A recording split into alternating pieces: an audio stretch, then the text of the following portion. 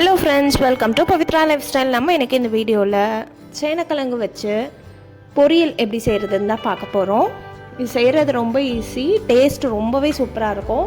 இது சாம்பார் சாதம், ரசம் அதுக்கெலாம் பெஸ்ட் காம்பினேஷனாக இருக்கும். வாங்க எப்படி செய்கிறதுன்னு பார்த்துடலாம். அதுக்கு ஃபஸ்ட்டு சேனக்கிழங்கோட தோலெல்லாம் சீவிட்டு இந்த மாதிரி சின்ன சின்னதாக க்யூபாக கட் பண்ணி வச்சுக்கணும்.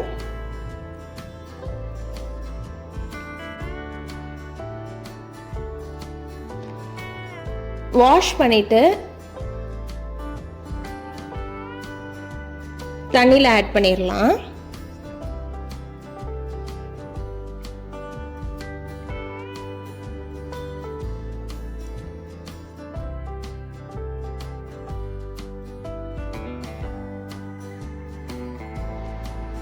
கால் டீஸ்பூன் மஞ்சத்தூள், உப்பு ஆட் பண்ணி நல்லா கொதிக்க விடணும். இதுலேயே 80 to 90% சேனக்கிழங்கு நல்லா வெந்துடணும்.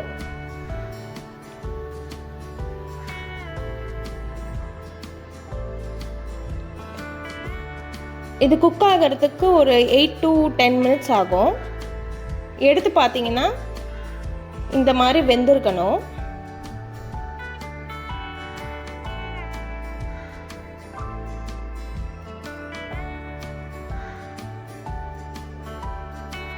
உங்களுக்கு கை பொறுக்க முடியாத அளவுக்கு சூடு இருந்துச்சுன்னா நீங்கள் கத்தியில் கட் பண்ணி பாருங்கள்.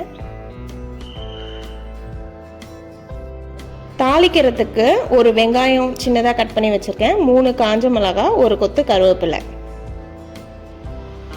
அதுக்கப்புறம் ஒரு கடாயில் ஆயில் ஊற்றிக்கலாம்.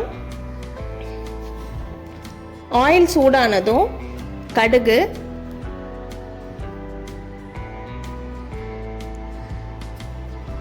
கடுகு நல்லா பொரிஞ்சதும் 1 டீஸ்பூன் அளவுக்கு உளுந்து ஆட் பண்ணிக்கலாம். உளுந்து நல்லா கோல்டன் ப்ரௌனாக. கருவேப்பிலை ஆட் பண்ணிவிட்டு நம்ம எடுத்து வச்சுருந்த 3 காஞ்ச மிளகாவும் ஆட் பண்ணிக்கலாம். அது கூடவே 1/2 டீஸ்பூன் அளவுக்கு பெருங்காயத்தூள் அதையும் ஆட் பண்ணிவிட்டு நல்லா கலந்து விட்டுட்டு வெங்காயம் ஆட் பண்ணிக்கலாம்.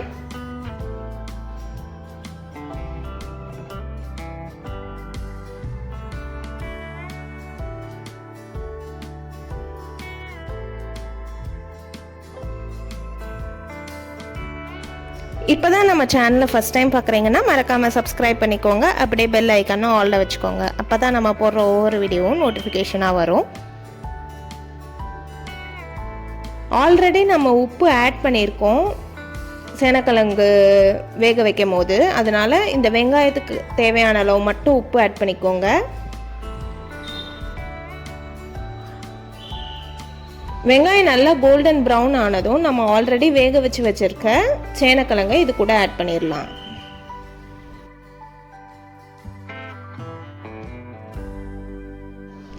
அதுக்கப்புறம் 1/2 டீஸ்பூன் அளவுக்கு குழம்பு மிளகாய் தூள் ஆட் பண்ணிக்கோங்க.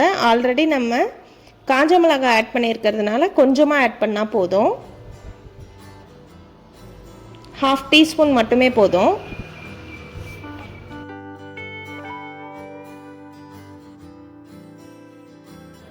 அதையெல்லாம் நல்லா கிளறி விட்டுட்டு ஒரு 2 to 3 minutes பச்சை வாடை போகிற அளவுக்கு மட்டும் வதக்கி விட்டுருங்க.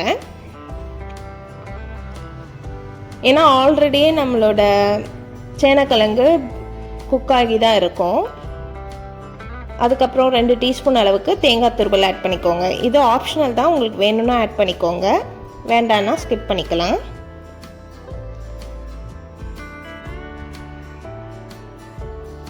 தேங்காய் போட்டு ஒரு 2 minutes கழித்து ஆஃப் பண்ணிட்டோன்னா நம்மளோட டேஸ்டான சேனக்கிழங்கு பொரியல் ரெடி ஆகிடும். நீங்களும் இதே மாதிரி ட்ரை பண்ணி பார்த்துட்டு எப்படி இருந்ததுன்னு கமெண்ட்டில் சொல்லுங்கள்.